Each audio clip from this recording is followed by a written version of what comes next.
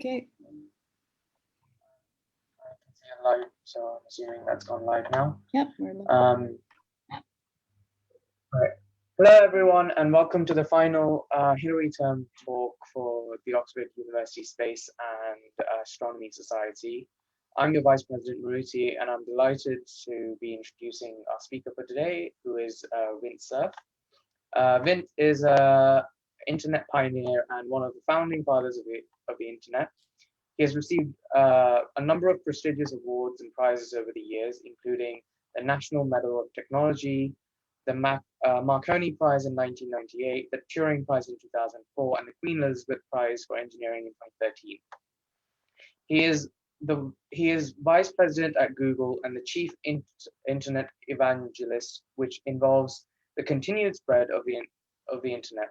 Vint has led the interplanetary networking special interests group, and he will speak more about the work being done in this field today.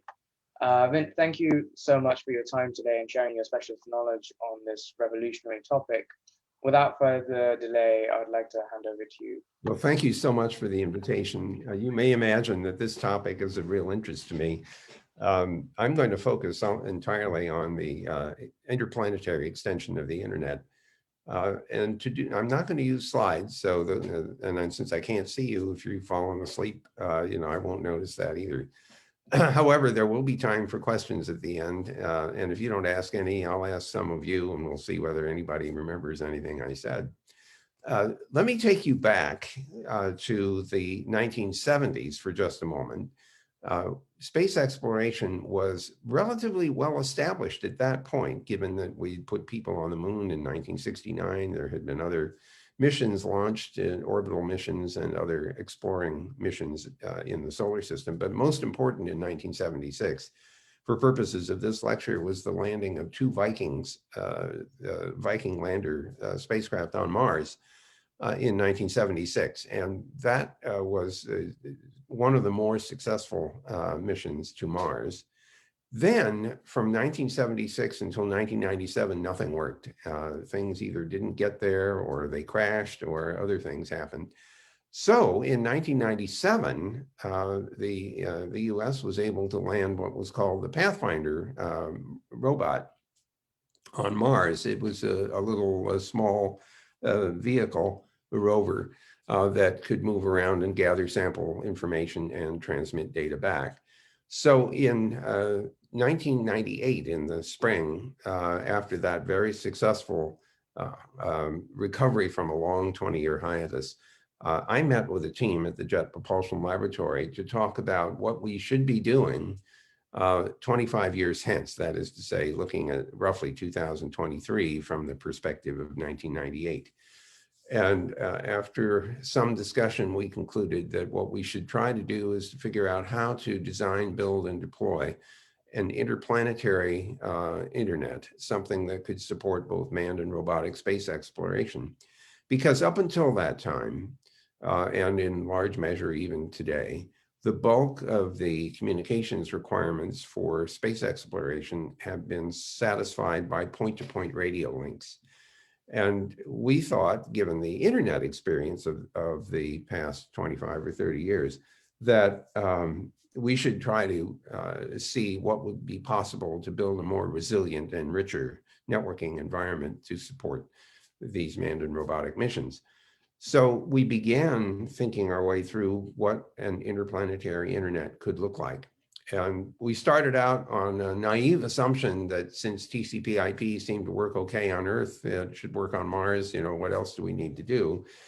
And of course, then we started doing the math, and we discovered, not surprisingly, that the speed of light is too slow, and that the distances between Earth and the other planets of the solar system is literally astronomical. And so if you just do the arithmetic, you discover that a radio signal going at the speed of light takes about 3.5 minutes to get from Earth to Mars when we're closest together, which is about 35 million miles.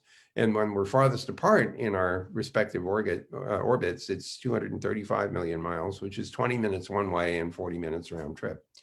I can tell you that the TCP protocols anyway are not wonderful with a 40-minute round trip time because of flow control problems. among other things. Then there's this other problem. The planets are rotating and we don't know how to stop that. So if you're talking to something on the surface of the planet and the planet rotates, and of course ours does too, you may not be able to communicate with that thing on the surface until the planet comes back, rotates all the way around again. Even though here on Earth, we have 3 70-meter antennas at Canberra, Australia, Goldstone, California, and Madrid, Spain, to form what's called the Deep Space Network. We do have the ability to look out into the solar system pretty much in every direction at all times. However, the thing we're trying to talk to may not have similar capabilities. So we concluded that TCP/IP and the standard internet was not going to be satisfactory. We have a variably delayed and disrupted environment to cope with. And we began then in 1998 to think our way through what a set of protocols would look like that could handle all the conventional things that you'd want an internet to handle: multiple networks, the ability for everybody to find everybody else, to communicate across multiple networks, but also to cope with the variable delay and disruption of deep space communication. So we began in 1998 to define a new suite of protocols, which we now call the bundle protocols, just to have a word that sounds a little bit like packet, in order to accommodate the needs that we imagined this interplanetary system would have to satisfy. By the time 2004 rolled around, we had gotten some prototype work done. We'd only tested it terrestrially. And at that point in January of 2004, the Americans landed Spirit and Opportunity on the surface of Mars, another pair of larger rovers. And they were designed to transmit their data back from the surface of Mars back to the planet Earth through the Deep Space Network. And so this would be what's called a direct to Earth path. The available bandwidth was about 28 kilobits a second, given the size of the antennas and the power available from the rovers, Spirit and Opportunity. So as I recall, when we turned the radios on, we discovered that they were overheating. And this, of course, raised a lot of issues because, first of all, you don't want the radios to be harmed by running, and you don't want the instruments on board to be harmed by any possible overheating. And so we said, well, we're going to have to back off on the duty cycle for transmission. And of course, that made the scientists even more grumpy than they were before about the 28 kilobit per second limitation. But somewhere along the line, one of the JPL engineers observed that there was an X-band radio on the rover, and the orbiters that we had sent a couple of years before to map the surface of Mars to decide where the rover should go were still in orbit, and they were still functional. They had memory, they had computational ability, and they had communications capability, and of course, solar power. So we concluded that what we should do is load a prototype software for store and forward communication into both the rovers and the orbiters. And when you think about it, it's pretty gutsy to transmit something 235 million miles away and upload software and expect it to work. But that's what we did. The prototype software was loaded on board the rovers and the orbiters. So what would happen is the rovers would gather data.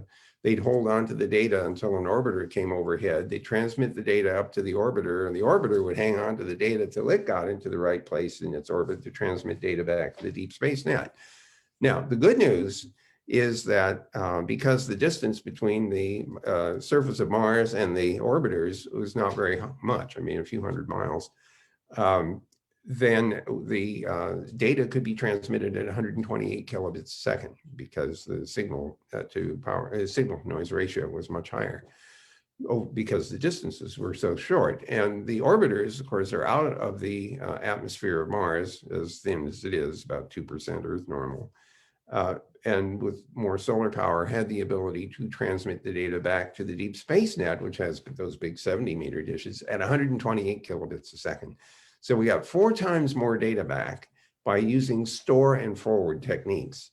So we found that extremely encouraging. And of course, the Spirit and Opportunity transmitted all of their data back over the more than a decade of operation. And then there were additional landers. There was a Phoenix lander in the North Pole. There was the Mars Science Laboratory. The most recent landing is Perseverance, and they're all using this store and forward technique to return data back to Earth and to accept commands for the control of the spacecraft and the ground-based rovers.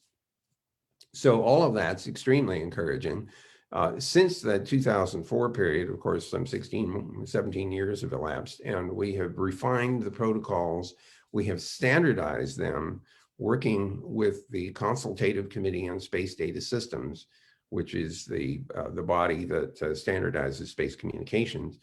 And we've also standardized the protocols using with the Internet Engineering Task Force, which is part of the Internet Society's Internet standards making operation.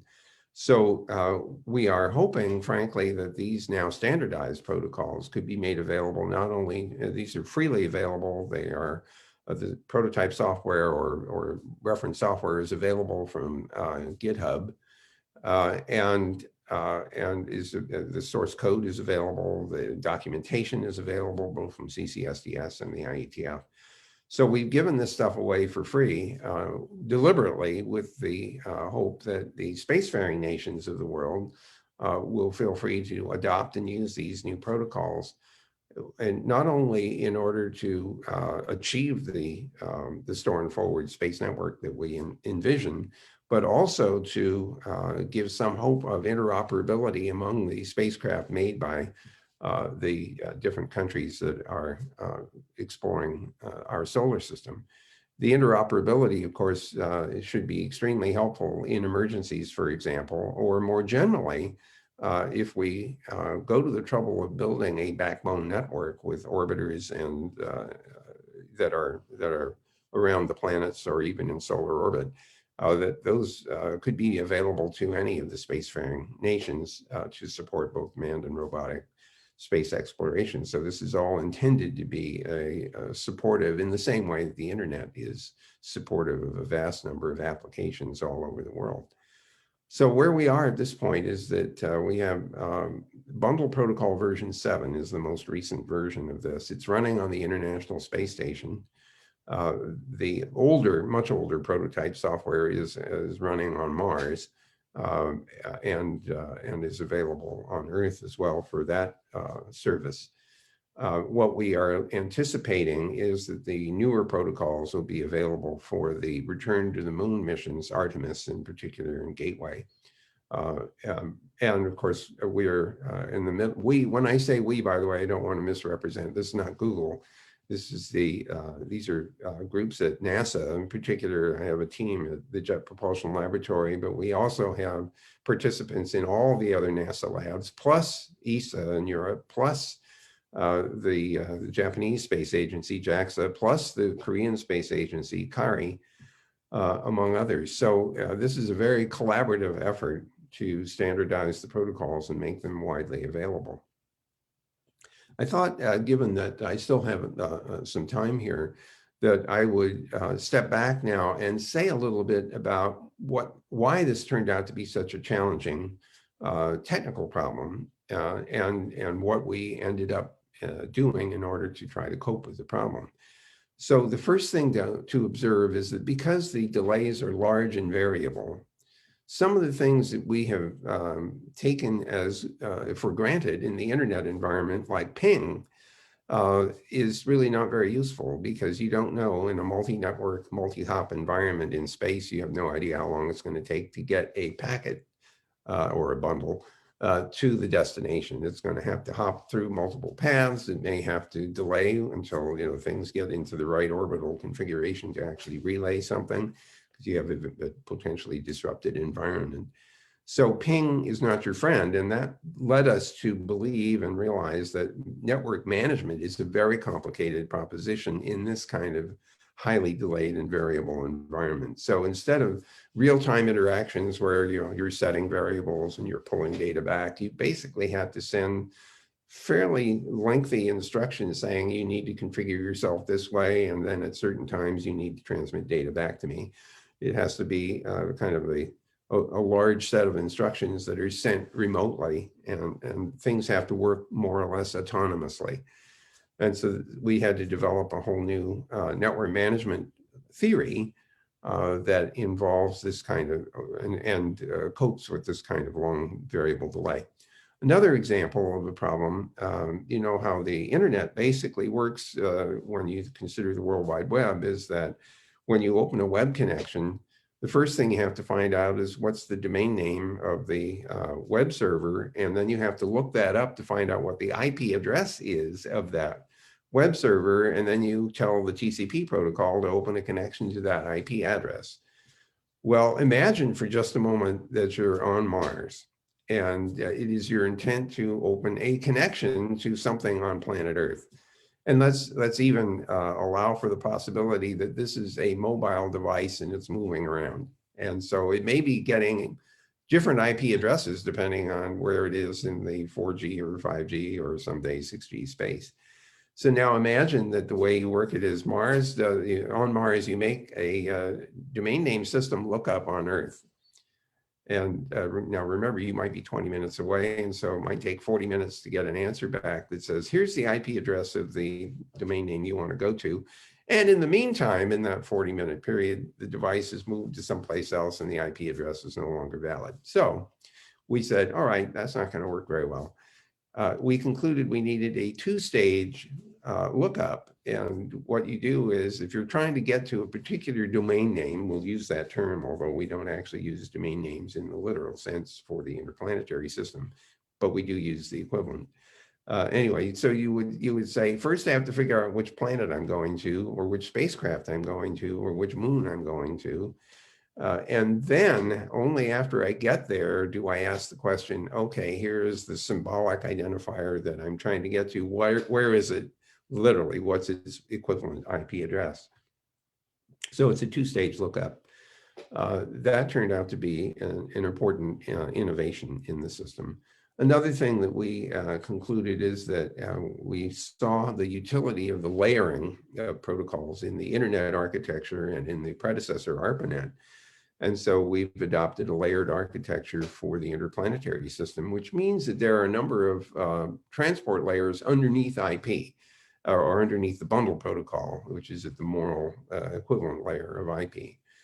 And so we have one of them, which is a link transport protocol that we call Licklider Transmission Protocol, or LTP, because we wanted to offer a man named JCR Licklider, who was really the instigator of the ARPANET project, which led to the internet, except that in 1962, he was imagining computer networks and their utility for non-numeric processing, because he was a psychologist, not a computer scientist. And he sent a letter around to his colleagues to tell them about the intergalactic network that he wanted to build. And so we thought we should honor JCR Licklider's memory by giving his name to the LTP, Licklider Transmission Protocol, as one of the many possible link-based protocols that could support the bundle protocol on top of that. So where are we at this point? There is one other thing, security. Many of you read headlines, and probably some of you may even be involved in the problems that the internet is exhibiting, where people are hacking their way into various systems and causing all kinds of trouble. When this project got started in 1998, we were doing this under the auspices of NASA. And my first thought was, we do not want the headline, 15-year-old takes over MarsNet. And so in aid of avoiding that, we introduced cryptography into the system from the beginning of the design. And so it's possible to digitally sign the bundles as they are emitted from each of the various nodes of the interplanetary system. So you know where did it come from. You can verify that it came from a known source. We use that same kind of digital signature technique and hashing technique to make sure that there is integrity of the data, so it hasn't been altered on its way from point A to point B. So those kinds of mechanisms, digital signatures, integrity, hashing, and encryption when needed, perhaps for command and control, for instance, uh, are all part of the bundle protocol specification to avoid that horrible headline. We are now actively in the Interplanetary Network Special Interest Group of the Internet Society, which my colleagues and I started some time ago. We're now actively pursuing the rollout of the bundle protocol terrestrially for test purposes. So our ambition, we're not there yet, but our ambition is to get the bundle protocols running on all of the clouds, Amazon, Google, and Azure, for example, where we now have functional ability to do that. Then we want to design applications for mobiles and laptops and desktops that will allow the general public to exercise the bundle protocols, to drive it with a substantial amount of traffic in order to verify its robustness, to test the network management techniques, to allow ease of joining and leaving an interplanetary network. So you should be watching the ipnsig.org space if you're interested in participating in any of this, because that's where we'll be announcing how to engage. So we're looking not only to continue to evolve the protocols themselves in the IETF and the CCSES, but also to allow the general public to help us make these systems more robust. So we'll be thinking, and maybe you could be thinking about applications that could drive the traffic. For example, imagine you could take a picture and send the picture through the bundle protocols to get to a server somewhere that answers the question, what is this a picture of? And I'm sure you can imagine much more interesting applications than that. So our idea here is to let the general public help us, in a sense, in a very concrete way, to make robust the interplanetary protocols that we can use for space exploration. Now, one last point, and then I think I should allow some time for some Q&A, is that we are not trying to build an interplanetary backbone that covers the entire solar system and then hope that somebody will come and use it. That is not our plan. Rather, what we have done is to standardize the protocols which can support mission requirements. So if we have missions to Mars and Jupiter and Titan and some of the other moons, those missions can carry these protocols on board to support the primary scientific mission, or as in the case of Artemis and Gateway, to support the crewed missions. But when some of these spacecraft have completed their primary scientific purpose, so long as they are still functional and have radio and processing and memory and so on, they could be repurposed by uploading or simply reusing the interplanetary protocol software in order to become a node of the interplanetary backbone. So you can imagine, at least conceptually, that as time goes on and as the decades proceed in this century, that we could really build an interplanetary backbone by repurposing the spacecraft that had been sent out for their scientific purpose and turn them into specific nodes of an interplanetary backbone. There has been some other discussion just recently about also using small sats for populating relay nodes in the solar system. They could be put in an Earth orbit, they could be put in Mars orbit, they could be put in solar orbit, and be used in order to enhance our ability to store and forward data through the solar system. So from my point of view, this is all tremendously exciting. You know, I won't be around to see the end of it, but you know, this is kind of like living in a science fiction story where you get to see the beginning of it. And we're still, although this has been going on for about 20 years, we're still in early days in terms of deployment and use and application.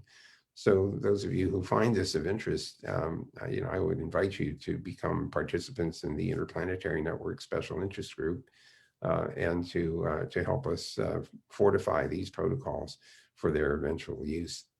So let me stop there and find out if you have any questions you'd like to raise or issues. And feel free, by the way, if you want to explore questions that are outside of the domain of the interplanetary network. I just thought I would focus on that for this this briefing, but I'm happy to answer other questions as well.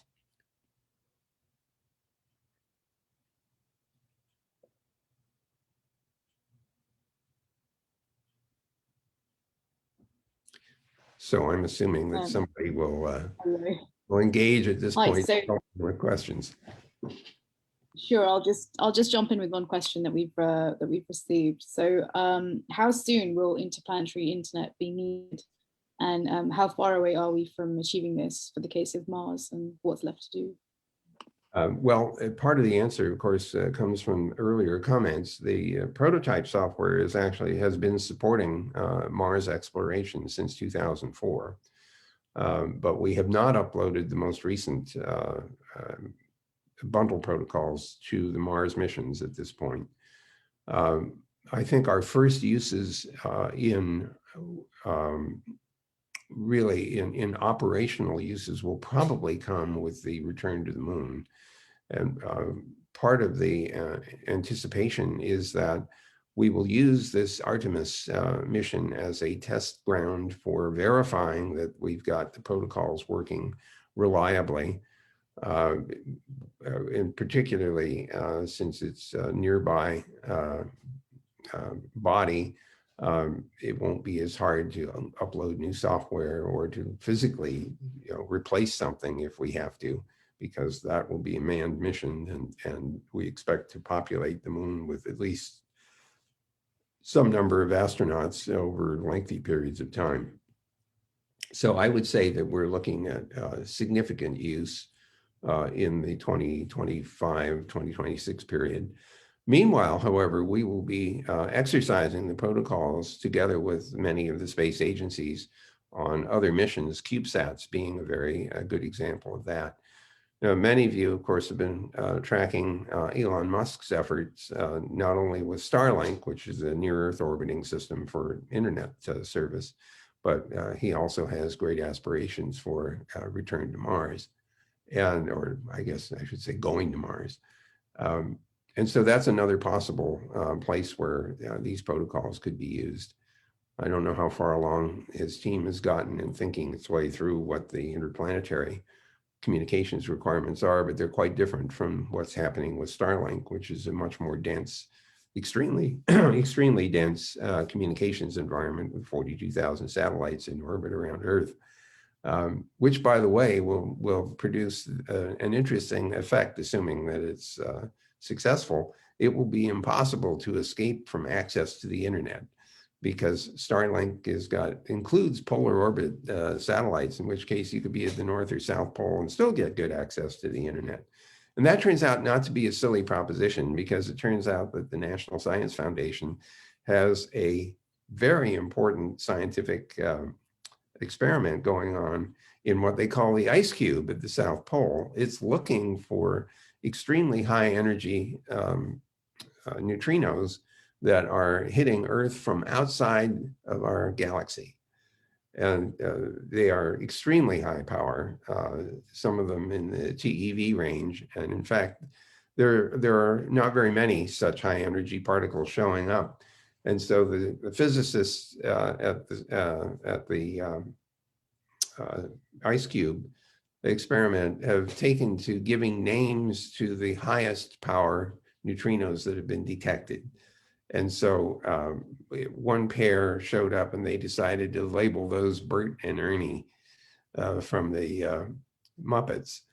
And then another much, much higher one showed up later, and they called that one Big Bird. And all I could think of is if they ran out of Muppet names, would they shut the experiment down? But to first order, I guess the neutrinos don't show up as often as all that. So we may not run out of Muppet names. In any case, the important point here is that the protocols will be in test mode terrestrially for sure during this year. They have already been tested and are being tested on the International Space Station. and we hope to make them available for other tests that the spacefaring nations are undertaking. So this is exciting times because we're getting very close to the point where this is live capability as opposed to speculation. So just continuing on, what impacts were observed on the communications because of the variational planetary magnetic fields, the high energy space ion beams, and other sort of impacts from sort of space communication compared to internet just on Earth? Well, certainly we know that it's a high radiation environment out there, and there are all kinds of potential hazards, which is why the equipment that gets built has to be more robust than it typically has to be for earthbound uses. We're making use of forward error correction, for example, as a way of improving the robustness of the signals that we send and receive in those spaces. I also wanted to point out something that some people often will say, well, we don't really need this network thing until we have a really huge population of spacecraft, and then we need something internet-like. And I needed to point out that we needed a very small store and forward network in order to rescue our mission on Mars. We're only talking 2 hops, right? We're going from the surface of Mars to the orbiter and back to Earth. Similarly, when we get back to the moon, there will be situations where we're moving around on the surface of the moon, and we may not have a direct to Earth path available to us. For the most part, we probably will, because we'll be on the side of the moon that faces Earth. But as soon as we start putting any equipment on the far side of the moon, then we will need orbiters in order to relay the data back to Earth. The Chinese have already done that, as some of you will know, with the Chang'e, I'm not sure I pronounced that right, initiative that put something on the far side of the moon and then used a halo orbit in order to maintain connectivity back to Earth. So we know that we'll have to do things like that for the moon-based missions, and it just gets more elaborate as we get to the farther outer planets. Yeah, so with the existing internet, we have middle box nodes like Akamai CDN. What do you think is the role of edge processing in the future of interplanetary internet, and is edge computing transparent or visible? So sometimes, yes, it will be visible and it will be useful. The thing which is already apparent is that as we build more and more elaborate instruments to capture increasing amounts of data in higher resolution and in in broader spectra, so to speak, the more data we will need to transmit back. But it may also turn out to be advantageous to do as much analysis as possible locally. And so just as in the Internet of Things, which is burgeoning here on planet Earth, there has been a great deal of attention paid to edge computing between the sensor systems and the transmission systems to take the data back in order to recognize, for example, something that might require different scrutiny. You want local interactions where possible in order to take advantage of a discovery which might be ephemeral. And if you had to wait for 8 hours in order to figure out whether it was an interesting event and the event is over in 10 seconds, then the failure to have some local ability to recognize an important event or an interesting event would be really sad. So edge computing, I think, will be a very important part of space exploration. I can easily imagine, for example, having edge computing capabilities. Maybe it's in a central pod of some sort. Maybe it's a manned unit of some kind, with rovers running around on the rest of the planet or the moon, and then using edge computing at the centralized facility to process information before you have to transmit it back to Earth. So the answer is it may not be transparent, in the sense that we may be deliberately injecting some analysis in order to either reduce data or to do immediate local feedback for discovery.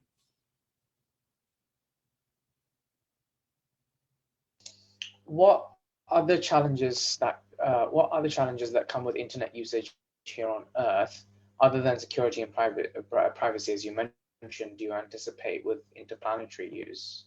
Well, everyone on this call will be sensitive to the increasing dependence that we are showing on the current internet today because of the COVID-19 crisis. And so once you become dependent on technology, then its affordability and its sustainability suddenly becomes more interesting. And so one of the things I anticipate is that as we are more and more successful launching missions of exploration, whether they are manned or robotic, and desire to get information back, we will become increasingly dependent on the interplanetary backbone to achieve that objective. One thing that we've already wrestled with is that the deep space network right now is largely scheduled manually. And so as the number of spacecraft gets bigger and bigger over time, manual scheduling of the timing, where do the antennas point, when do they point, when do they transmit, when do they receive, becomes less and less feasible. If we had to manually schedule all of the gazillions of packets that flow through the internet today, of course, it wouldn't work. And so automating this process is, in my view, super important for scaling up the capability to explore our solar system. And so I don't believe we're terribly far away from a real need to automate most of this stuff, as opposed to having to argue over what the schedule is and who gets what antenna time and so on. We have to be able to build capacity so that we can handle surge requirements, and also to make much more automatic the allocation and assignment of antennas, pointing, and transmission capacity to serve everybody's needs. A general question about internet, since you've also worked as, you also work as the chief evangelist for internet. How realistic and important is it to establish internet throughout space if we still haven't managed to reach all communications on Earth? And what are the difficulties or challenges that remain in spreading internet in certain countries? I mean, that's it's a very good question. It occupies a good deal of my thinking. And the answer is, well, we've not done very well. We are probably on average about 55% penetrated. However, there is good news in several dimensions. The first one, of course, is efforts like Elon Musk and Cooper and OneWeb and so on are all attempts to make use of small Earth orbiting satellites in order to provide access. There, I think technically, I believe this is going to work. Some of you will be concerned about what does this do to our Earth-based telescopes, for example. Is there going to be interference with radio telescopes that are so sensitive? And the answer is, yep, that could be a problem. And there's some arm wrestling going on about that. But in terms of achieving access to internet, technically, I think we will be able to do that. By the end of this decade, I would be very surprised if we didn't essentially have access everywhere. However, it might not be affordable to everybody. So that is another big issue, is making sure that it is affordable and sustainable, keeping in mind that you're going to be relying on a piece of equipment. For example, if it's the Starlink system, you're going to need a ground station of some kind. Somebody has to maintain that. And so there's this, just general problem of maintaining complex equipment in places where you don't necessarily have a nearby engineer to help.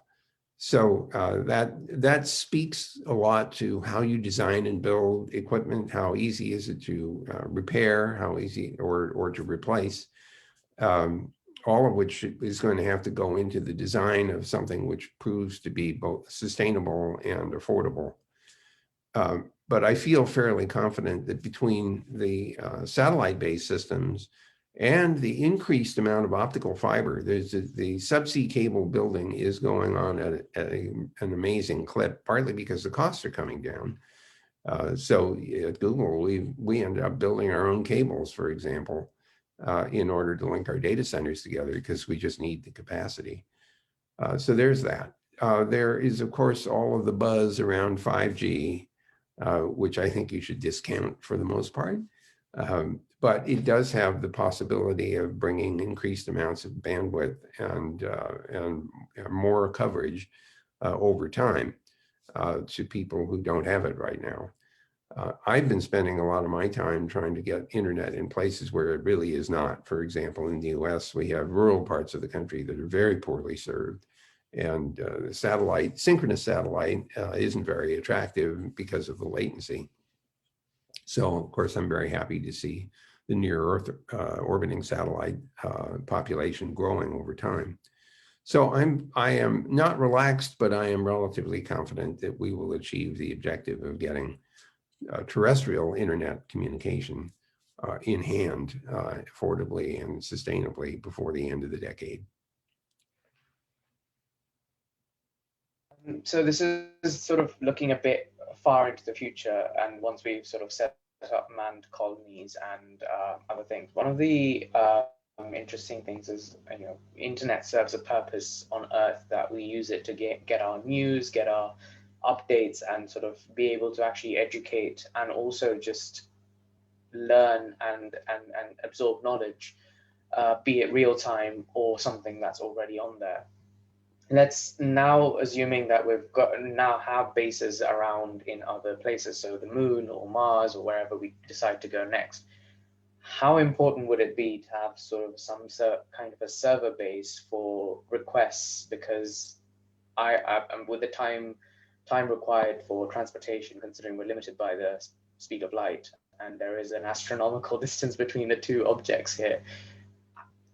Do you see some kind of a server setup where there might be some base amount of knowledge that is sent with updates regularly being sent, such as news pieces, and then doing something like that? Or is there going to be another method that's going to sort of become a bit more sort of an emergent technology between the two to sort of continue use if we set up colony? I know this is sort of very far into the future, but just how would you envision that? Well, first of all, the question is quite relevant because the IPN-SIG, the Interplanetary Network Special Interest Group, is putting together a 100-year plan. And it's not that we expect somebody will follow our 100-year plan as much as it is to ask, what's the feasibility of planning for 100 years? What does the roadmap look like in order to get a system in reliable operation over that 100-year period? So we are serious about trying to walk our way through answering exactly the question that you're asking.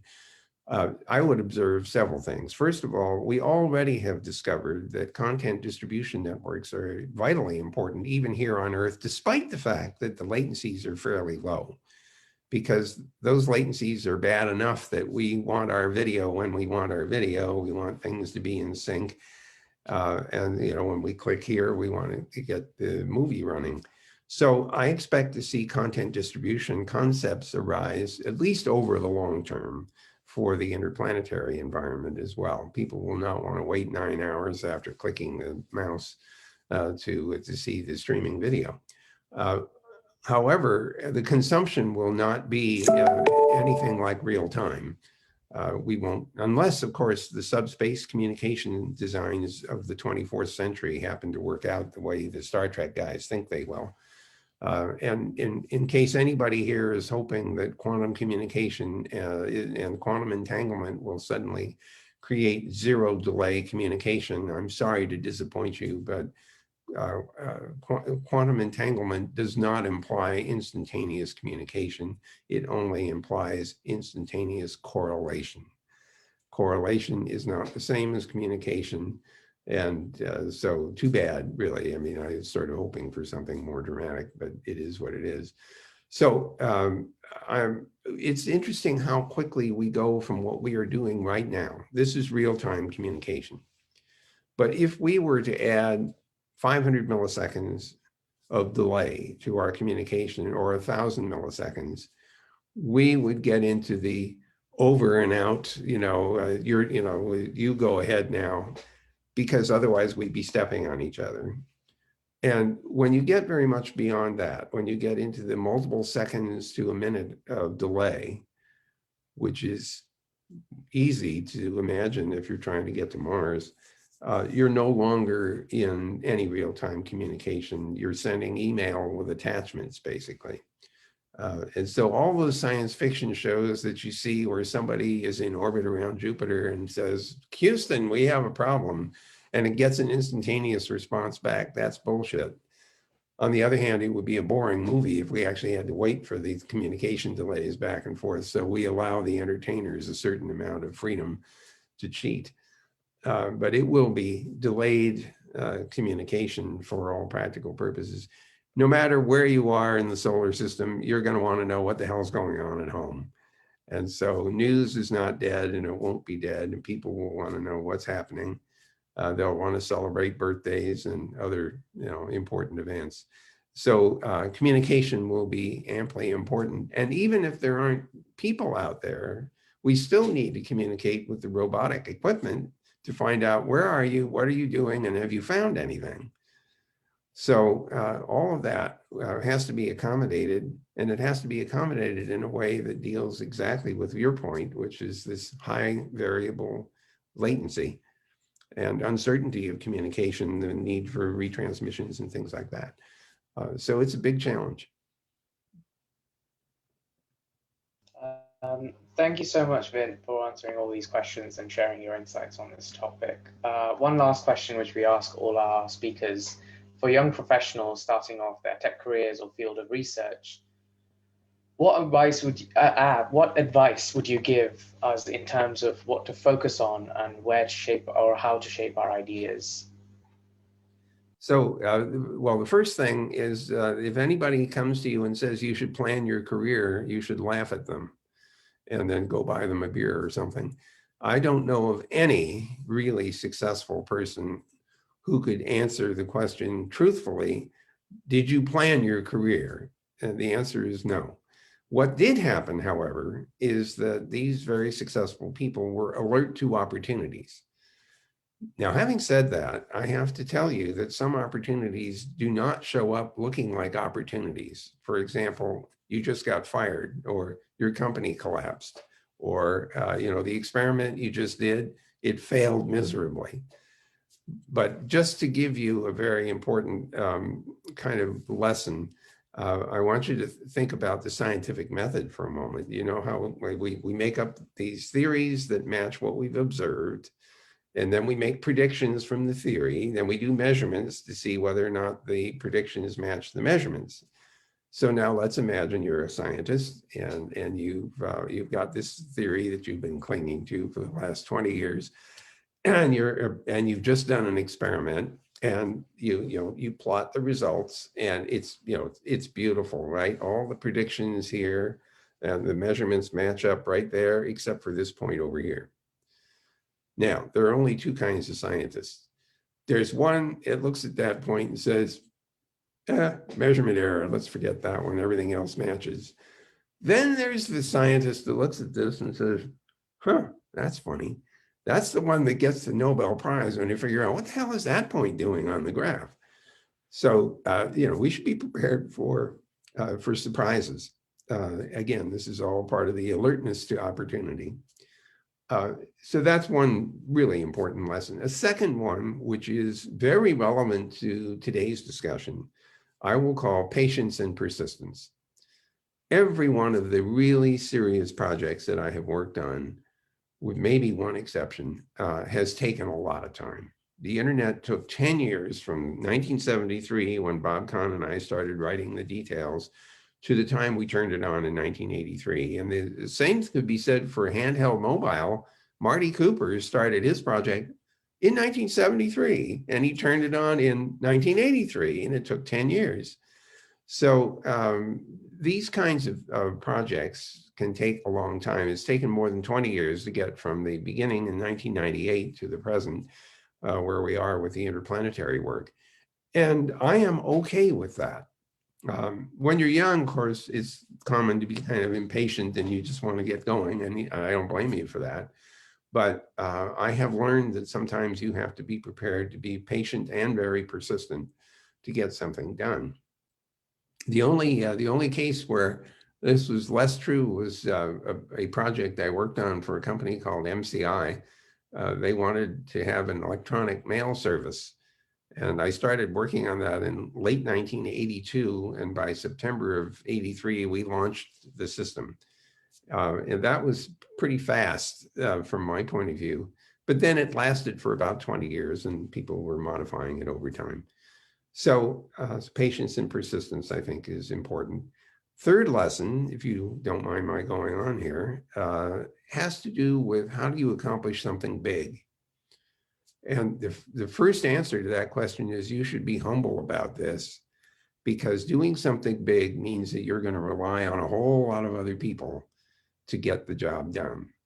And I was so lucky with the internet because a lot of people got excited about this idea. And in a sense, if you want to be a successful engineer, the first lesson you have to learn is how to sell your ideas so somebody else wants to help you get them done. And so learning to sell, at least your ideas, is a really valuable skill.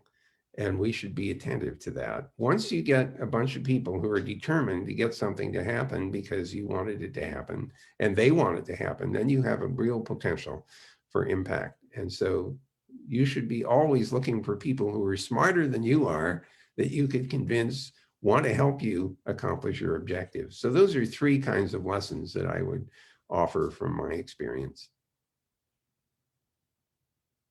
Thank you so much, Vint. Those lessons and those thoughts on this and sharing your thoughts on the subject as well with us was really, really helpful. And we're really privileged and honored to have had your time. Thank you once again for coming to Oxford University's Space and Astronomy Society and having this talk with us. It's always a pleasure to have anything to do with Oxford. And I have to say that I had the pleasure of giving the Romani's lecture a couple of years ago, and have become an acquaintance of your Vice Chancellor, Louise Richardson, for whom I have enormous respect. So Oxford looms large in my mind as a marvelous, wonderful, and long-lived institution, out of which a great deal of value has come. And I expect that those of you who are there now will continue to produce the wonderful things that Oxford has shown itself capable of producing. Thank you once again. You on the net. See you.